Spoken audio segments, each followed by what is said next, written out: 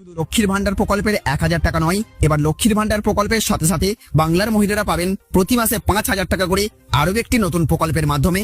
আজ এমনই দারুণ ঘোষণা করলেন মুখ্যমন্ত্রী মমতা বন্দ্যোপাধ্যায়। লক্ষ্মীর ভান্ডার প্রকল্প এবং স্বাস্থ্যসাথী প্রকল্প এখন অতীত। রাজ্যের সমস্ত মহিলাদের জন্য আরও একটি দারুণ প্রকল্প মুখ্যমন্ত্রীর, যেই প্রকল্পের মাধ্যমে রাজ্যের সমস্ত মহিলারা পাবেন প্রতি মাসে 5000 টাকা করে। আর এই প্রকল্পের নাম দেওয়া হয়েছে জাগো প্রকল্প। জাগো প্রকল্পের মাধ্যমে রাজ্যের সমস্ত মহিলারা এবার পেতে চলেছেন প্রত্যেক মাসে 5000 টাকা করে। এমনই দারুণ ঘোষণা করলেন আজ মুখ্যমন্ত্রী মমতা বন্দ্যোপাধ্যায়। তো চলুন আমরা বিস্তারিতভাবে জেনে নিই এই প্রকল্পে কারা কারা আবেদন করতে পারবেন, কত বয়স হলে এই প্রকল্পে কোনো মহিলা আবেদন করতে পারবেন, এই প্রকল্পে আবেদন করার জন্য কি কি শর্তাবলী প্রযোজ্য হবে, কিভাবে আপনি অনলাইনের মাধ্যমে কিংবা কোথায় এই প্রকল্পের ফর্ম পাবেন, সমস্ত কিছু জানবো আজকের এই ভিডিওতে। আর তার আগে আপনাদের কাছে ছোট্ট একটা রিকোয়েস্ট, আমাদের ভিডিও আপনাদের ভালো লেগে থাকলে অবশ্যই ভিডিওটিতে একটা লাইক করবেন এবং জনস্বার্থে এই ভিডিওটিকে প্রচুর পরিমাণে শেয়ার করে দেবেন। আর আপনি এই ভিডিওর কমেন্ট বক্সে জানিয়ে দিন আপনি প্রতি মাসে লক্ষ্মীর ভান্ডার প্রকল্পের টাকা ঠিকঠাকভাবে পাচ্ছেন কিনা এবং আপনি এই মুহূর্তে কোন জেলার কোন এলাকা থেকে এই ভিডিওটি দেখছেন সেটাও কমেন্ট বক্সে লিখে জানিয়ে দেবেন। তো দেখুন, এখানে বলা হচ্ছে দারুণ খবর, শুধু লক্ষ্মীর ভান্ডার প্রকল্পে 1700 টাকা নয়, এবার মহিলারা পাবেন 5000 টাকা। তো দারুণ খবর রাজ্যের মহিলাদের জন্য, শুধু লক্ষ্মীর ভান্ডারে মাসে 1500 বা 1700 টাকা নয়, এবার স্বনির্ভর গোষ্ঠীর মহিলারা পেতে পারেন এককালীন 5000 টাকার আর্থিক অনুদান। রাজ্য সরকারের জাগো প্রকল্প মূলত স্বনির্ভর গোষ্ঠীর সঙ্গে যুক্ত মহিলাদের আর্থিকভাবে আরো শক্তিশালী করে তুলতেই চালু হয়েছে। লক্ষ্য একটাই, মহিলাদের স্বাবলম্বী করা, ক্ষুদ্র ব্যবসায়ী উৎসাহ দেওয়া এবং গোষ্ঠীগুলোকে আর্থিকভাবে মজবুত করা। রাজ্যে ইতিমধ্যেই লক্ষ্মীর ভান্ডার, কন্যাশ্রী, বিধবা ভাতা, বার্ধক্য ভাতা, যুবসাথীর মতো একাধিক প্রকল্প চলছে।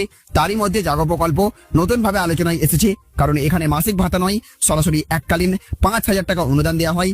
এই টাকা ব্যক্তিগতভাবে নয়, স্বনির্ভর গোষ্ঠীর ব্যাংক অ্যাকাউন্টে সরাসরি জমা পড়ে, ফলে পুরো গোষ্ঠী উপকৃত হয় এবং সেই অর্থ ক্ষুদ্র ব্যবসা, উৎপাদন বা সঞ্চয়ের কাজে ব্যবহার করা যায়। এই প্রকল্পের সুবিধা পেতে হলে কয়েকটি শর্ত পূরণ করতে হবে। প্রথমত, আবেদনকারীকে অবশ্যই স্বনির্ভর গোষ্ঠীর সদস্য হতে হবে এবং সেই গোষ্ঠীতে শুধুমাত্র মহিলা সদস্যরাই থাকতে হবে। দ্বিতীয়ত, গোষ্ঠীটি অন্তত 1 বছর ধরে সক্রিয় থাকতে হবে। তৃতীয়ত, গোষ্ঠীর নামে একটি সক্রিয় ব্যাংক অ্যাকাউন্ট থাকতে হবে। সাধারণত ন্যূনতম ব্যালেন্স এবং আর্থিক লেনদেনের সক্রিয়তা যাচাই করা হয়। অনেক ক্ষেত্রে টার্ম লোন বা ক্যাশ ক্রেডিট লিমিট থাকলে গোষ্ঠীর কার্যকারিতা প্রমাণিত হয়। সবচেয়ে বড় বিষয় হলো এই সুবিধা গ্রাম এবং শহর উভয় ক্ষেত্রেই প্রযোজ্য, অর্থাৎ শুধুমাত্র গ্রামীণ এলাকায় নয়, শহরের স্বনির্ভর গোষ্ঠীগুলিও এই অনুদানের জন্য বিবেচিত হতে পারে।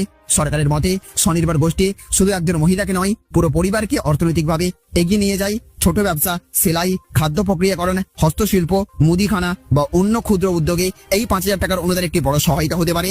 এটা মাসিক ভাতার বিকল্প নয়, বরং অতিরিক্ত আর্থিক শক্তিশীল বৃদ্ধি। অর্থাৎ যারা ইতিমধ্যে লক্ষ্মীর ভান্ডারের সুবিধা পাচ্ছেন তারাও স্বনির্ভর গোষ্ঠীর মাধ্যমে এই অনুদান পেতে পারেন যদি যোগ্যতা পূরণ করেন।